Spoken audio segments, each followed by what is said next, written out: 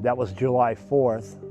And then later that night, I was listening with the hydrophones, and we got some kind of vague clicking sound that resembled the sounds that Elizabeth von Muggenthaler recorded in 2003.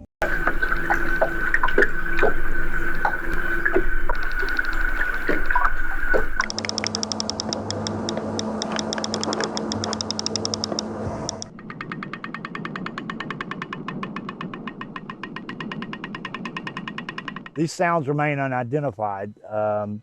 They haven't been directly connected with an animal yet, but it's assumed that it's some kind of an animal making this sound.